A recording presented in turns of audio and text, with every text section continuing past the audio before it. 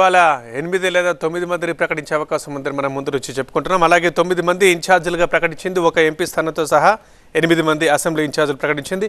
మరి chief reporter MP రావు ఉన్నారు మరింత సమాచారం అందించడానికి.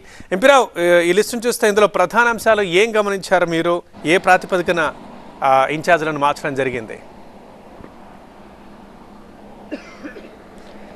అంటే ఇక్కడ చూసినట్లయితే మొత్తం ఆల్మోస్ట్ ఇక్కడ ఉన్నటువంటి వాటిలో ఎక్కువగా అసెంబ్లీ నియోజకవర్గాలు చూసినట్లయితే ఎస్సీ స్థానాలు ఎక్కువగా ఉన్నాయి. ఎస్సీ స్థానాలు గతంలో ప్రకటించినటువంటి 3 జాబితాల్లో కూడా ఎస్సీ రిజర్వ్డ్ స్థానాల నుంచి ఎక్కువ మందిని మార్చాల్సి వచ్చింది. అయితే ఇక్కడ ప్రధానంగా పరిగణలోకి తీసుకున్నల్లా కూడా స్థానికంగా ఉన్నటువంటి ఎమ్మెల్యేల యొక్క పనితీరు అలాగే సర్వే నివేదికల ఆధారంగానే వీరిని మార్చినట్లుగా కూడా తెలుస్తుంది. ఉదాహరణకు ఒకసారి చూసినట్లయితే మనం ప్రస్తుతం జీడీ నెల్లూరు నుంచి ఉప ముఖ్యమంత్రి నారాయణ స్వామి ఉన్నారు. నారాయణ స్వామి విషయంలో గత కొద్ది కాలంగా వైసీపీ అధిష్టానం కొంచెం నెగిటివ్గానే ఉంది. అలాగే ఆయనకు సంబంధించినటువంటి రిపోర్ట్స్ కూడా వ్యతిరేకంగా వచ్చినాయి. నారాయణ స్వామి తనకు బదులుగా తన కూతురికి జీడీ నెల్లూరు స్థానం ఇవ్వాలని చెప్పేసి నారాయణ స్వామి కోరినప్పటికీ కూడా అక్కడ ఉన్నటువంటి పరిస్థితుల ఆధారంగా ప్రస్తుతం చిత్తూరు ఎంపీగా ఉన్నటువంటి రెడ్డప్పకు జీడీ నెల్లూరు అసెంబ్లీ స్థానాన్ని కేటాయిస్తూ కూడా సీఎం జగన్మోహన్ రెడ్డి నిర్ణయం తీసుకున్నారు. ఇక్కడ ఈ సీట్లు మారినటువంటి ప్రాతిపదిక అంతా కూడా కేవలం అక్కడ ఉన్నటువంటి అభ్యర్థుల యొక్క పనితీరు ఆధారంగానే వీరిద్దరిని కూడా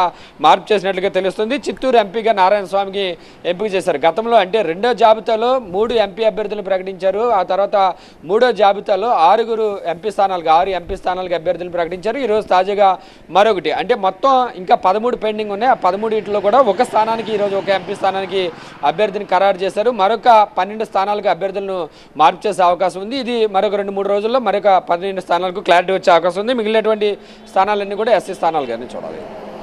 రైట్ ఎంపీరావు, అదే 8 అసెంబ్లీ నియోజకవర్గాలకు ఒక ఎంపీ నియోజకవర్గానికి మొత్తం 9 నియోజకవర్గాలకు ఇన్ఛార్జీలను ప్రకటించింది వైఎస్ఆర్సీపీ. ఇది 4వ జాబితా.